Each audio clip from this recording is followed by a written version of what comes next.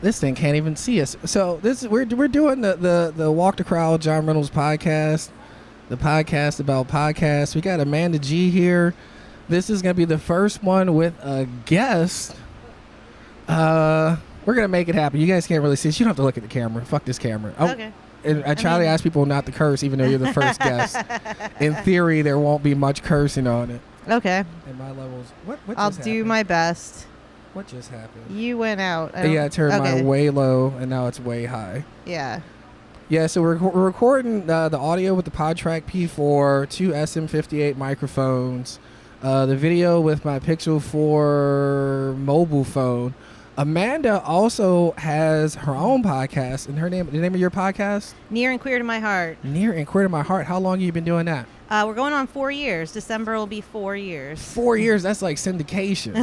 Like, how many episodes do you have so far? We have 70 episodes. 70? So they say when you get to 100, it's a success. Like, Yeah. you're really doing it. That's when you hit syndication. So how long before you think you'll hit 100? Probably another year. All right, and so are you using the same setup now as what you started with, or have you progressed? I've shifted a lot. Well, with COVID, I had a shift because before COVID, I did all my interviews in person. Yeah. I feel like because my interviews are about people's lives, so every episode I interview a different queer performer about their life, from when they're born to when they come out to when they start performing on stage. And a lot of times it gets really personal, so I feel like those conversations are better had in person. Oh, I can see that. Yeah. So, but like, what are you doing now? You're still recording episodes? I see you still uploading. So how are you doing it now as opposed to in person? Yeah. So the last two that I recorded, it'll be released soon. I did them actually. My friend has a studio. Oh. Yeah. So that's why I was like, we upped it a little bit. He gave me a good deal so I could afford it, and it's nice going to the studio. He films us. We have a green screen, so I can put whatever I want. So I put a big rainbow flag behind us because it's a gay much show. higher budget than what we're doing here. Yeah, well, I mean, he, like I said, he gave me a good deal because he's just like, when I have time, I'm at my studio all day anyway. But before that, during COVID, I was using Zencastr. Ooh. Which is a free thing. You have them sign in on their computer, you sign in on your computer, and you can hear each other through the computers. And it records really clearly. I like it better than Zoom. I think Zoom sometimes messes up a little bit. Oh yeah, it's wonky. Yeah, and then Zoom, had all those problems with, like, I'm sure you saw with City Hall, like the porn coming in and this people and sneaking in. So you said Zencastr is the name of it, right? Yeah. That's pretty cool. And when you record, in person, now you're using the studio, but before, what were you doing in person before you had a studio? I was using, the XN recorder, and then XN recorder? What's that?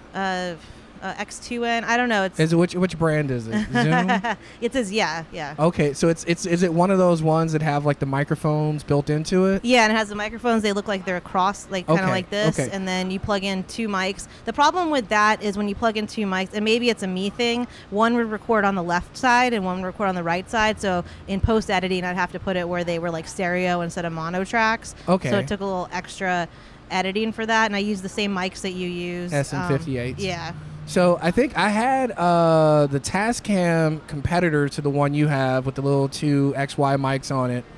And yeah, it does. One is left, one is right. There's a way to force it into a mono mix where they're both recorded onto the same track, but then you can't edit each person individually. Oh. So it might be a feature and not a bug that it records them separately. This one is pretty cool because the file that it kicks out 5 files. One file is the main file. That's the main mix where it's everybody's mic together or whatever random audio you're inserting. Mm-hmm. And then the other 4 files are one for each microphone in case you have to adjust somebody and edit later. So it's pretty cool that it's quick, that you get that one file it's everything. If you have your settings right, no problem. But it's sort of arduous because you have these 4 other large files that are just not doing anything. So like it's going to kick out 2 files for these 2 spots that don't even have microphones plugged in. Whether you have microphones or not. Yeah.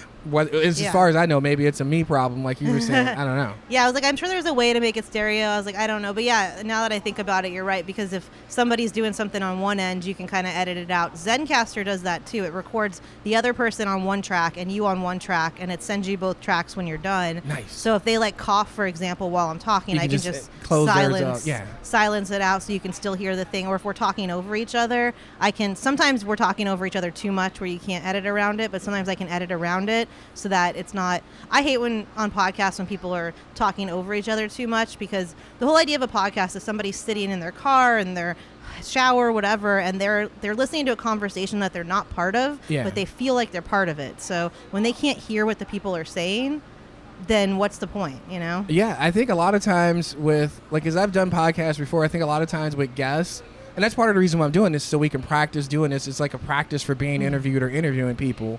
But a lot of times people want to get their saying, or they want to let, and they just talk over each other, and it doesn't work that way. Yeah, and it's not fun. Like when you try to listen to two people at once, as much as you try, it's really hard. And then I think it's impossible. I think it's impossible, and I think people get frustrated. And I also think if you're not like a celebrity or have somebody with a following already, I think it's an uphill battle to get people to listen to. My podcast is about 45 minutes an episode. Yeah. So I feel like if you have background sound that's messed up, or noises, or it cuts out, or static, or talking over each other, then people might just move on to the next thing. Well, they call it like listening fatigue. Yeah. So I try to give them no reasons whatsoever, unless it's the content, and that's something I can't control. Well, you can't control that. Well, and so we talked about your technology setup. Now, another thing is, like, what made you decide to start doing a podcast, and how did you come up with this theme? The idea was, I at the time was running 3 different queer shows, 2 monthlies and 1 weekly show. And the idea was, hey, you see people on stage, they do 5 minutes, they do 10 minutes of stand-up, they do a drag number, they do a burlesque number, they're an author that does a reading, and then it's like you get this little piece of their life, but there's so much more to them than that. And as a stand-up, like, I'll write a joke, I have a coming out joke, it's a 45-second joke. My coming out process was 23 years, So there's so much more to that story, but when you're on stage, you have to put it in a certain, especially for stand-up, set-up punchline format, and you have to make it funny, and you have to have a point to it. But there's so much more to each piece of that I was like, hey, I'm interested in this, so maybe other people will be too. Wow. And so, like, did you start off just doing it by yourself, or did you have a guest for your first episode? How'd you do that? Yeah, I've had a guest for every episode. At some point, the idea is that someone will interview me, so I'll be in the hot seat, so to speak. But I started off with just friends I know that are queer performers, and then I kind of put something out there on this, like, female-run, like, stand-up comedy thing. So I started interviewing people I didn't know, which really helped my interview skills, because when you know somebody, I kind of know their story already, so I can kind of ask pointed questions, and I know where it's going. But with somebody that I don't know where it's going, it was exciting for me because I was learning at the same time that the audience would be learning it, and I feel like those interviews came out so much stronger. When you interview people that you know already, do you ever find, like, the problem of that they have something interesting to say on a specific topic, but you don't know how to steer them towards it? Like, they're not saying it because, like, them, and I don't know. I don't know the way to say it. No, I know exactly what you're saying, where I'm like, I want them to tell this story, and I'll kind of hint and be like, hey, remember that time you were in Jamaica? And they're like, yeah, I went on the beach. And I'm like, no, you were at a bar. Like, and you try to, like, do that, but if they don't get it, I just drop it and kind of move on. Or the beautiful thing about podcasts is we get to edit. Oh, we're not that high class here either. We don't do that yet. Yeah. So sometimes, for example, I try to keep my episodes 45 minutes, but if it's somebody that it takes some people it takes 15 minutes to really open up and warm up. So I'll just record extra time and kind of cut, pieces out so that it flows a little better.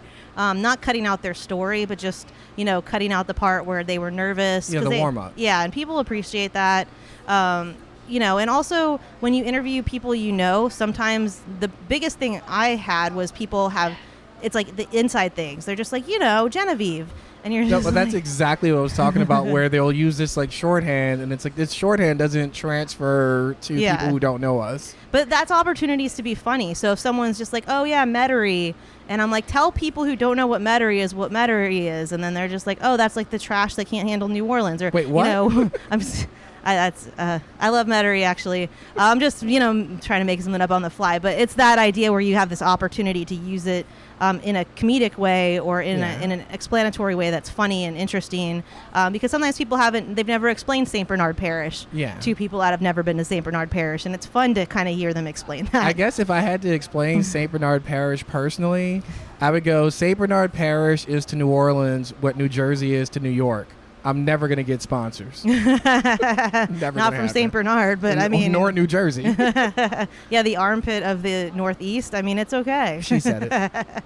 So, like, have you had, like, a favorite episode yet? Like, I know they're all your babies, but have you had one or two that just really stick out to you? I had one. It was the first time I interviewed two people at the same time. All right. And I was at the Midwest Queer Comedy Festival, and I brought all my equipment, and in between shows, I'd be like, hey, do you want me to interview you? And there's this duo, Champagne Jamboree. All right. And they're both comics separately. They're both stand-ups, and then they do Champagne Jamboree where they write funny, songs together. All right. And they wanted to do the interview together, and I was just like, I have 3 mics. Okay, let's, we'll do this. And we did it, and they both had such different journeys to like how they got to where they are. One was raised religious. Her dad was a minister. She was in the closet for a very long time. The other one married a man, realized she was gay, and had a whole, different experience. Yeah. And it was just cool to kind of, the way they kind of like intertwined in a way, and the way they were these different experiences at the same time. It was just so cool. How'd you keep that to 45 minutes? Because that seems like a lot of involved moving pieces happening right there. That one probably went about an hour, but I'll let them go if they need to. But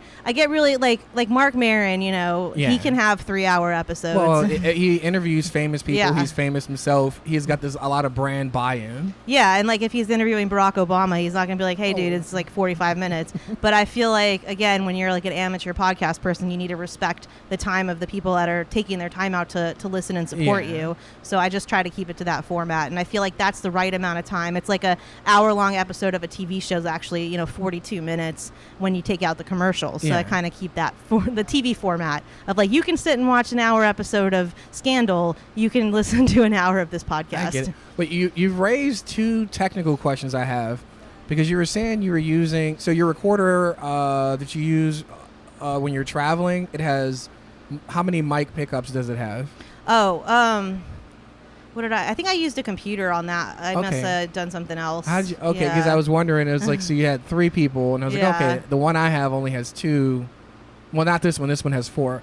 What was the secondary? I have a jack that like can split. Yeah, which like I know splitter. Fucks the sound up. Well, it fucks the sound up. I know we're not supposed to swear, but you're saying you have an XLR splitter. Yeah. So you have 2 microphones going into one channel. Yeah. Okay, got it. That makes sense. So I have that, and I know I had my computer because sometimes I'll record through the laptop if there's issues with.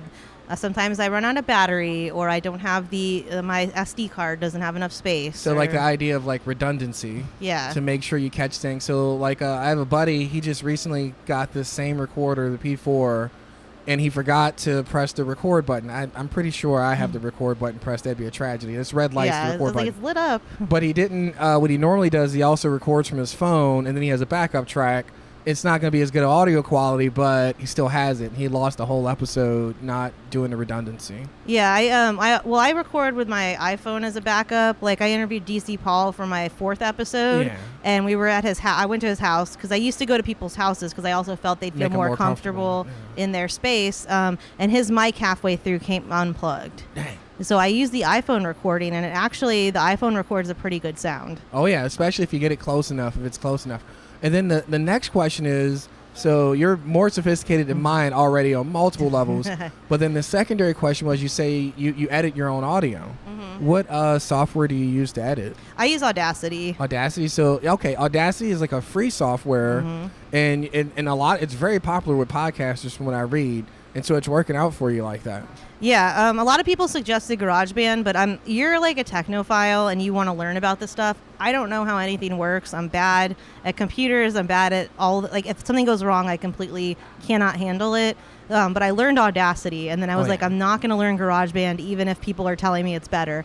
I know how to use it. It gets the job done. It lays the tracks out nicely. I understand how to do silence, how to cut, how to export it when it's final, how to put the music in. The theme song my brother wrote us, so he only writes the music. Oh, yeah. But that's another thing too, copyright stuff. You gotta be careful. Lawyer. Yeah, we are. So Amanda G is a lawyer, comedian. Stupid batteries. I put in these like really stupid batteries that were just laying around in my bag. Do you have other ones? I don't think so.